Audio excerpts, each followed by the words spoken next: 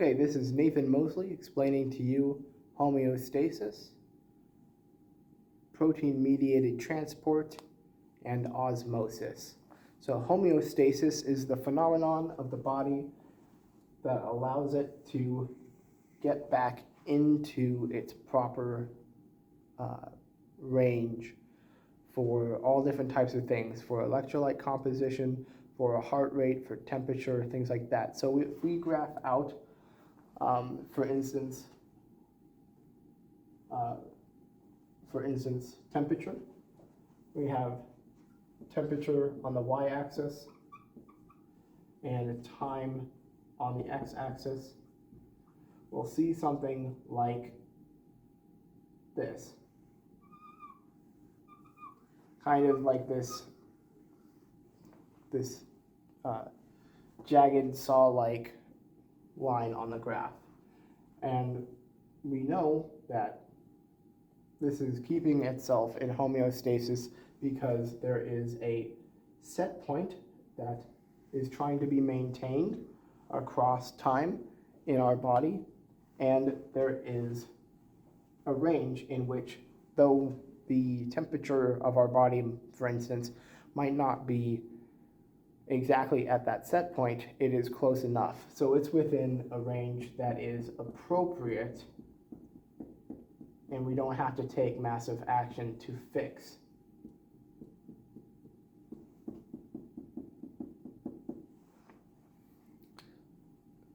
That is called negative feedback, as we try to stay within that range, close to the set point.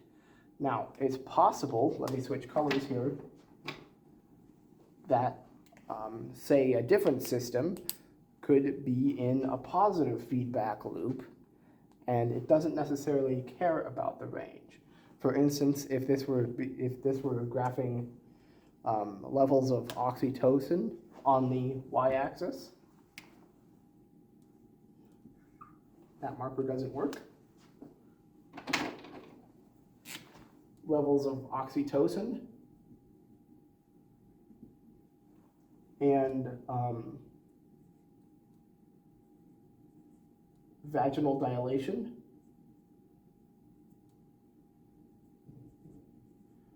for a woman in childbirth.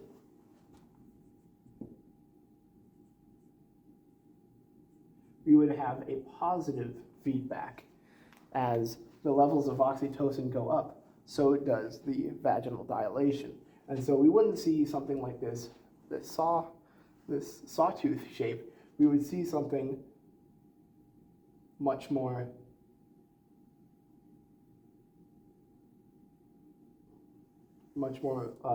logarithmic, as oxytocin increases vaginal dilation, and vaginal dilation increases oxytocin. It just keeps ramping up on each other.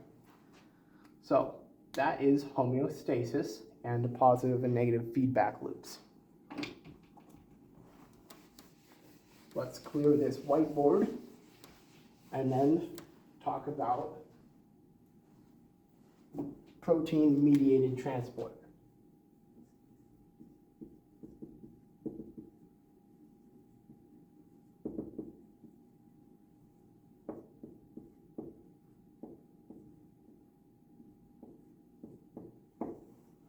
Okay, so in protein-mediated transport, we have a cell, and the cell is going to have an intracellular fluid, an ICF. And that ICF is going to be chock full of a bunch of things that that cell needs. It's going to be chock full of electrolytes, it's going to be chock full of proteins, it's going to have carbs and fats and all these different things that the cell needs to survive. And then outside the cell, in the ECF, the extracellular fluid, there's going to be different concentrations of those things as well. There's going to be maybe not so much proteins, but there's going to be different electrolytes and sugars and things like that that the cell can take in and use, but it needs to cross the membrane of the cell. And because of that, that causes some problems. And so it causes, it's a barrier. And so it does what it's supposed to do, which is divide the inside the cell from the outside the cell. But we have this thing called simple diffusion. Now, simple diffusion is quite simple. Just like if you were to spray Febreze, you have some stuff that's going in a high concentration because it's stuck inside that can and it can't escape. And then you spray it out into the room that you're spraying the Febreze in, and it goes from a concentration, from a high concentration to a low concentration. And that allows those molecules of Febreze that you sprayed into a room to disperse, and then you smell them, you pick them up with your sense of smell. Because they've been, because they have that space to spread out, they're able to diffuse and do that. Same thing with in the cell versus outside the cell. You have things that are packed inside the cell that sometimes they need to leave, and they will just make their way across the membrane. These are going to be nonpolar things like gases, like nitrous oxide. They're just going to be able to just escape and equal out in their concentrations. Same thing with, for instance,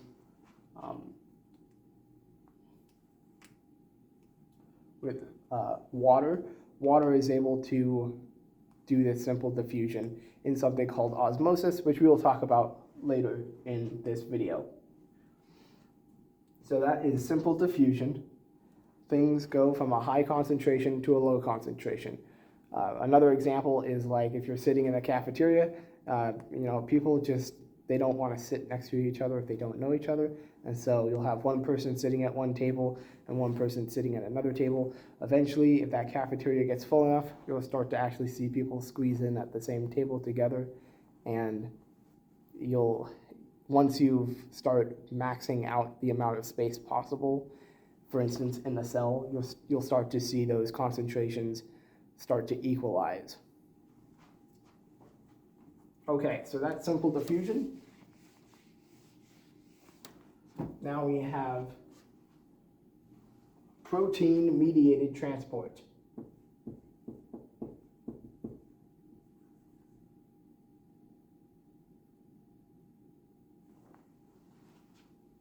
And by that I mean carrier-mediated transport.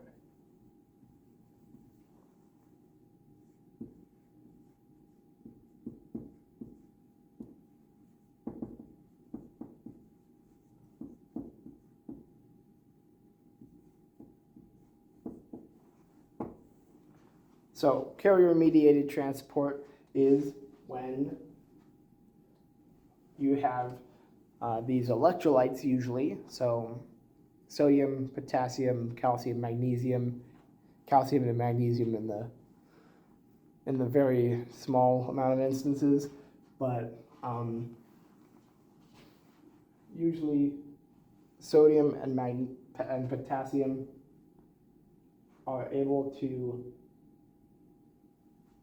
do this carrier-mediated, or also called facillitated transport. And that's where they'll do things either mechanically, chemically, through voltage, or through pores. And pores are pretty simple. For instance, water can just simply diffuse through pores. It's like an open door in the cell membrane. That water could just leave in and out through. Mechanical carrier-mediated transport is where there's literally a pressure being pushed onto the cell membrane in one of those doors, and the door is able to kind of swing open and allow an equilibrium of those things to either enter or leave.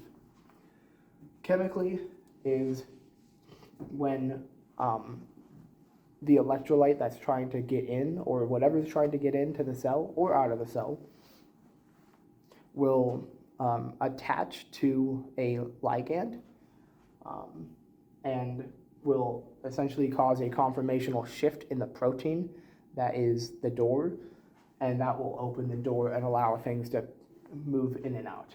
And with voltage, the charge on those electrolytes is able to cause a conformational shift to allow that door to open. So things like sodium-potassium pumps.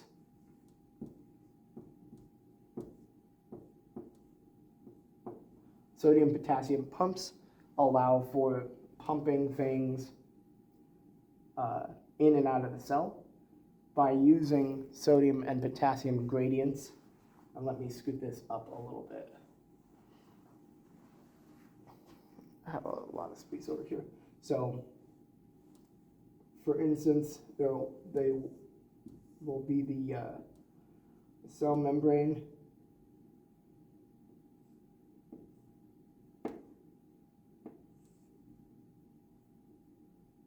Ooh, this marker's dying.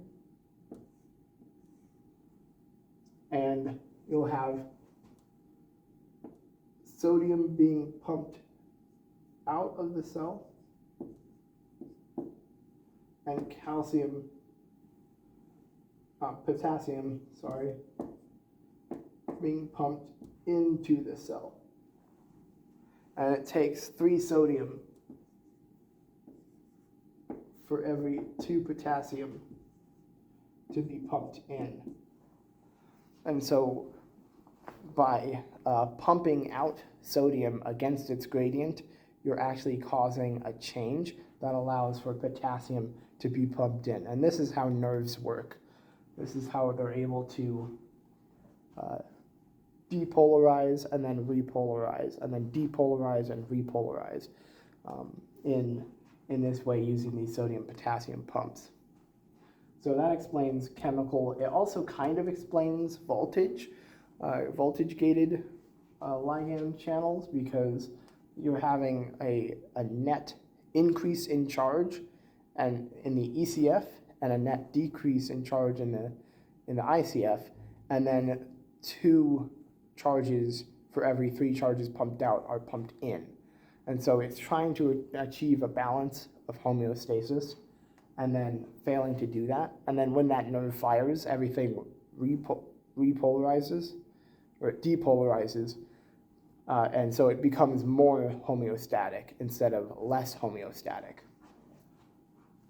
So, and this leads us also into active transport. So instead of being carrier mediated, it's going to be active.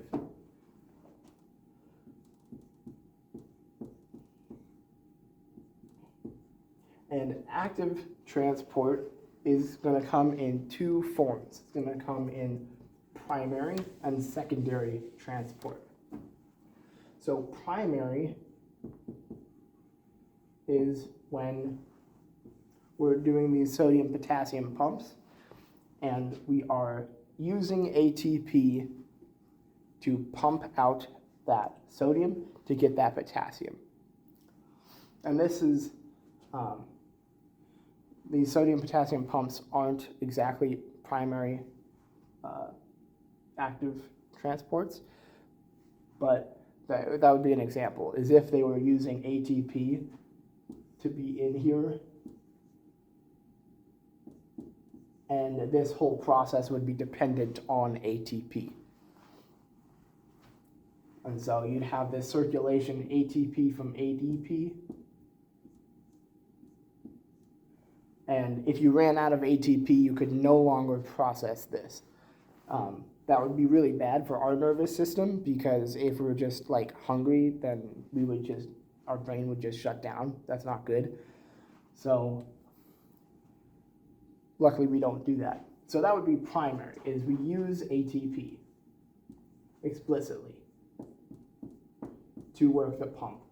Secondary, however, is we don't explicitly need ATP to use the pump, but it does get used, and then the pump works by another means. So it's kind of like unlocking the door to use the door would be like an example of secondary active transport. But secondary active transport comes into two forms. It comes in symport and antiport. I hope you can see that. Perfect. Oh, drew my T upside down. That's strange. An antiport. And so symport, let me erase some of this stuff.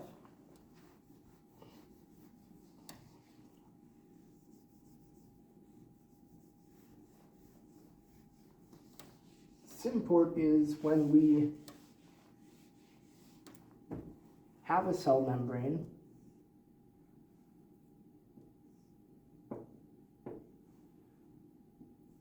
and we're throwing out two different things at the same time to achieve equilibrium against the gradient.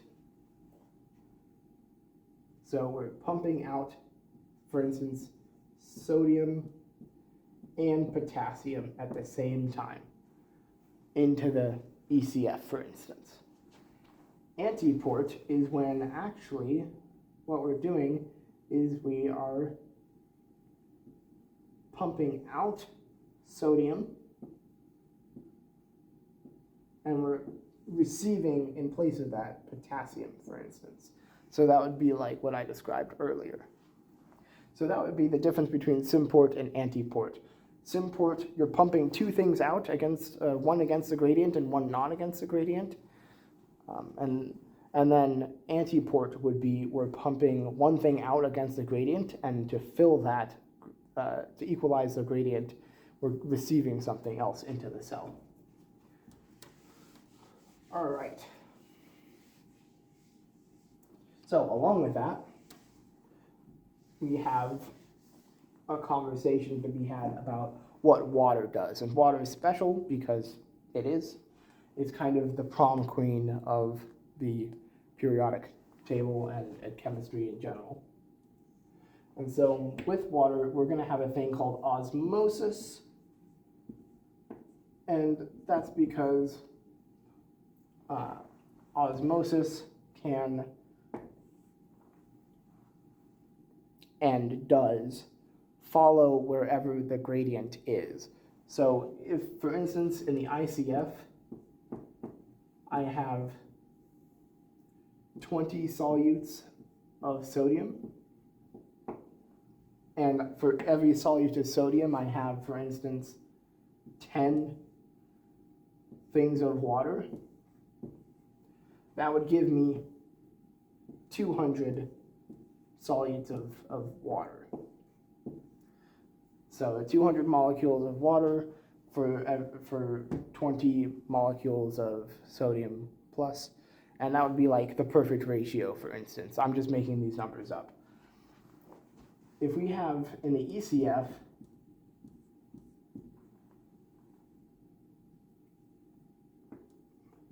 if we have 15 things of sodium, then we would have to have 7.5 things of water.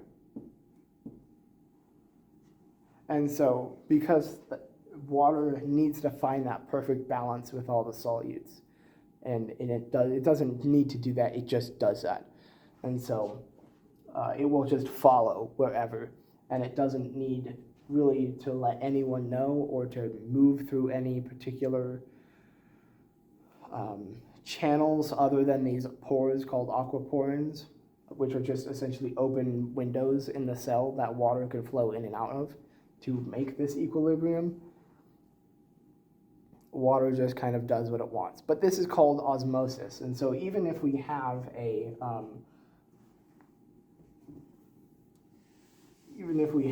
beaker of water that has a barrier in it, a membrane. So let me draw my beaker, and it's got this membrane in it. Even if it won't let the solutes go. It will allow water to move across wherever it can find that perfect ratio that it needs to find with all the solutes, whether that be sodium, potassium, magnesium, calcium, proteins, macronutrients like fats or carbs or sugars, things like that. Water will move in to where it needs to achieve that perfect equilibrium. So let's talk about osmosis versus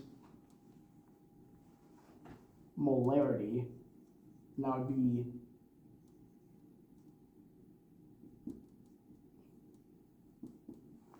That would be actually osmolarity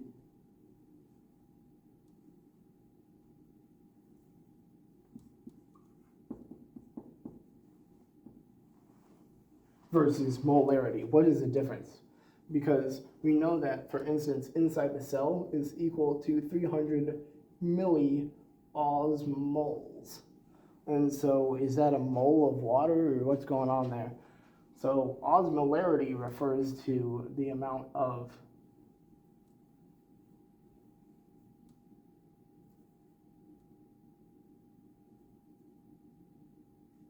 osmolarity refers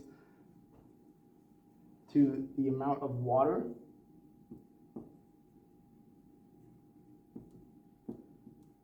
in relation to the amount of solutes.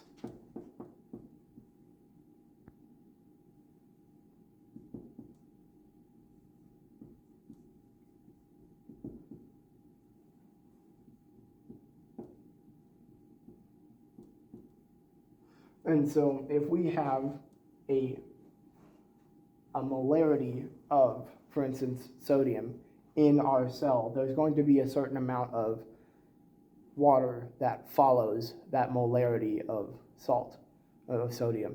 And so it's kind of what I already explained, where the water will flow to wherever it needs to be in that perfect ratio. So there's also a conversation to be had versus osmolarity and tonicity. So osmolarity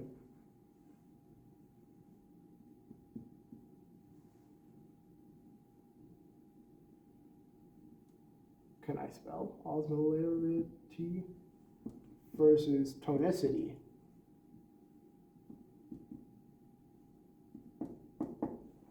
So if I have independent things, if I have a jar and I have a cell, those can have the same amount of milliosmoles in them, 300.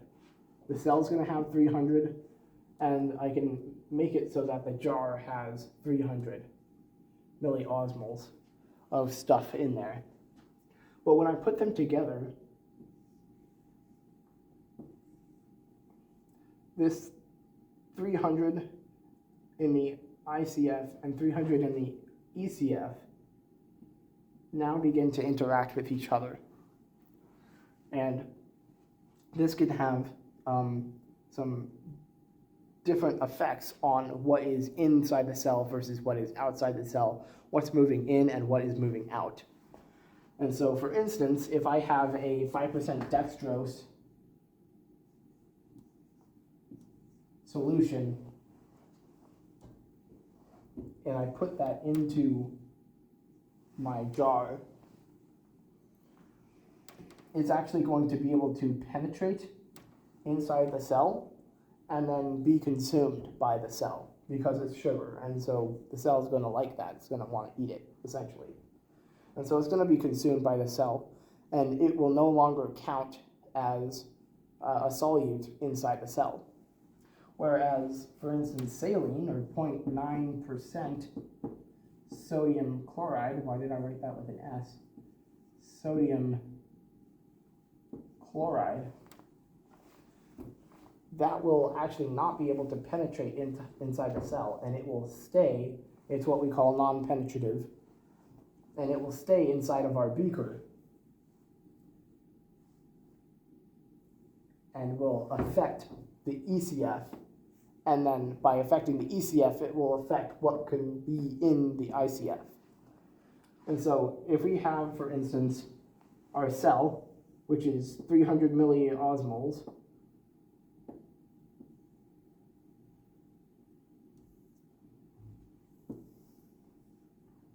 and we add a liter of sodium chloride to the outside, if we started off with 300 milliosmoles in our water, because water contains electrolytes and a bunch of other things, we will actually have 600 milliosmoles in our beaker.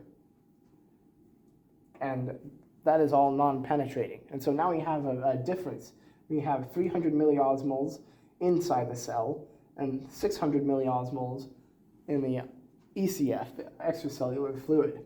And so something's going to have to give, and there's going to have to be a change, and water will actually have to go outside the cell to balance out this now doubled relationship between the amount of water and solutes. So water is going to have to leave the cell to get into its proper ratio with the solutes that are inside the cell.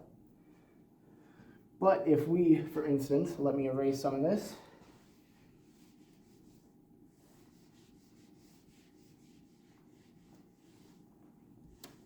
If we have our cell, let me just get rid of all this here. Oh, jeez. If we have our cell in its little glass container,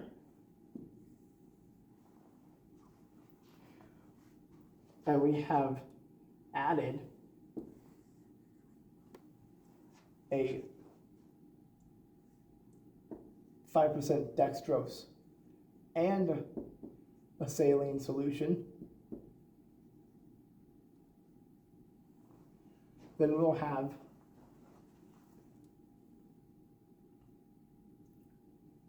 and let's say it starts out as 300 milliosmoles and 300 milliosmoles inside here. This is 300 milliosmol and this is 300 milliosmol. The saline and the dextrose are both 300 milliosmol. Now we have 3 times the amount of solutes.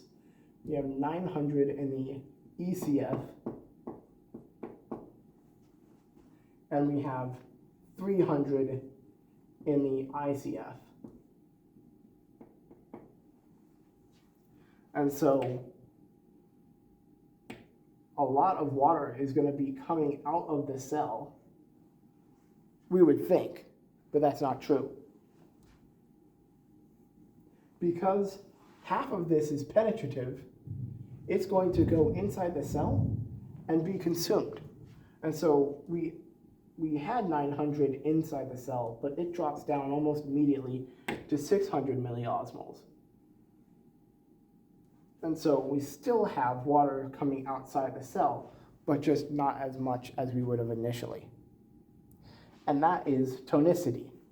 Tonicity is the interaction between the cell in the ICF and the fluid that we have the cell in, the ECF, and how many solutes and the ratios that it requires versus what the cell has and the ratios that it requires. So that's tonicity. This is Nathan Mosley, and I hope that helped